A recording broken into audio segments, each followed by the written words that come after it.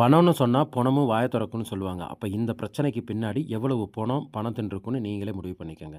கொஞ்ச நாளைக்கு முன்னாடி ஐயங்கொல்லி பகுதியில ஒரு மலைய சொரண்டி தின்னுட்டாங்க அப்படின்னு வீடியோ போட்டிருந்தேன். அந்த வீடியோ வந்ததுக்கு அப்புறம் பலரும் பேசப்படுற ஒரு விஷயம், அந்த மலைய சொரண்டி அவங்க திங்கல, வித்திருக்காங்க. இந்த மண்ண எடுத்து விக்கப்பட்டது ஒரு அரசு ஊழியரோட இடத்துல இருந்து. இந்த மண்ண வாங்கப்பட்டது ஒரு பிஜேபி கட்சியை சேர்ந்த ஒரு பிரமுகரோடது அப்படின்னு அந்த பகுதி மக்கள் சொல்றாங்க. இதுக்கு நடுவுல புரோக்கர் வேலை பார்த்தது அந்த பகுதியை சேர்ந்த ஒரு திமுக கட்சி நிர்வாகி அப்படின்னு இந்த மக்கள் சொல்றாங்க.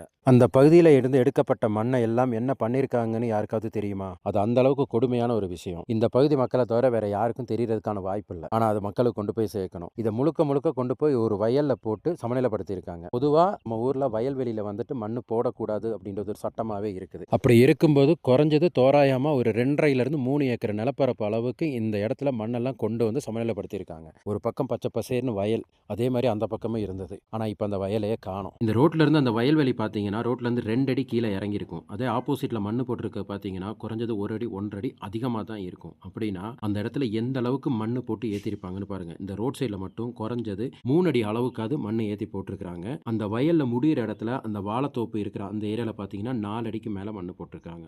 அப்போ எந்த அளவுக்கு இதில் மண்ணு வந்திருக்கும் அப்படின்னா நீங்கள் பாருங்கள். நான் ஆல்ரெடி சொல்லியிருந்த வீடியோவில் ஆயிரக்கணக்கான லோடுகள் போயிருக்குன்னு சொல்லியிருக்கேன். அந்த ஆயிரக்கணக்கான லோடு மண்ணும் இங்கே தான் இருக்குது. குறைஞ்சது மண் எடுத்த இடத்துல இருந்து மண்ணு கொண்டு வந்து போடப்பட்ட இடத்துக்கு 4லேருந்து 5 கிலோமீட்டர் தூரம் இருக்கும். இவ்வளோ தூரத்தில் எத்தனை டிப்பர் லாரி வேலை செஞ்சுருக்கும், எத்தனை ஹிட்டாச்சி ஒர்க் பண்ணியிருக்கும், எத்தனை ஏசிபி இருந்திருக்கும் இதை சமநிலைப்படுத்துறதுக்கு. இருந்தும் எந்த அரசு ஊழியருக்கும் அரசு அதிகாரிகளும் இது தெரியாமல் தான் நடந்திருக்குதா, இல்லை தெரிஞ்சும் அவங்க கண்ணை மூடிட்டு இருக்கிறாங்களா? ஒரு கேஸ் இல்லை, ஒரு வண்டி கூட சீஸ் இல்லை அப்படின்னா காந்தி தாத்தா கண்ணை கட்டிட்டாரா?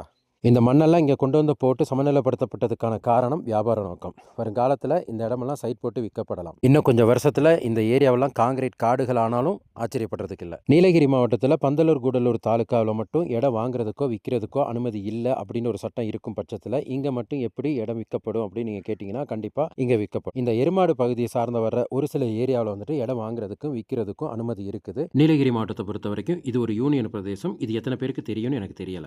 இடம் மட்டும் வாங்கினா போதுமா, அந்த இடத்துல பில்டிங் கட்டுறதுக்கு அப்ரூவல் கிடைக்குமா அப்படின்னு கேட்டிங்கன்னா, இந்த அளவுக்கு அரசியல்வாதிகளுக்கு கைக்கூலியாக இருக்கிற அதிகாரிகளும் அரசு ஊழியர்களும் இருக்கிற வரைக்கும் இவங்க ட்ரான்ஸ்ஃபர் ஆகி போனதுக்கப்புறம் அது புதுசாக வருவாங்க. புதுசாக வர்றவங்கள வச்சு இவங்களோட தேவைகளை எல்லாம் சாதிச்சுக்குவாங்க நம்ம ஊரில் இருக்கிற அரசியல்வாதிகள்.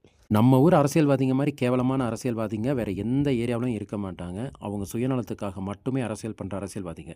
தான் கட்சிக்காகவோ தான் கட்சி சார்ந்த அடிமட்ட தொண்டனுக்காகவோ இவங்க செயல்பட்டது கிடையாது. இவங்களோட எண்ணங்கள் முழுக்க முழுக்க சுயநல அரசியல் மட்டும்தான். இதே மாதிரி சேரம்பாடி பகுதியில் இன்னும் 2 பெட்ரோல் பம்புக்காக மண் எடுக்கப்பட்டதா அந்த பகுதி மக்கள் சொல்லியிருக்கிறாங்க. ஒன்று ராயனோடது, இன்னொன்று வெண்பர்த்தி எஸ்டேட்டோடது.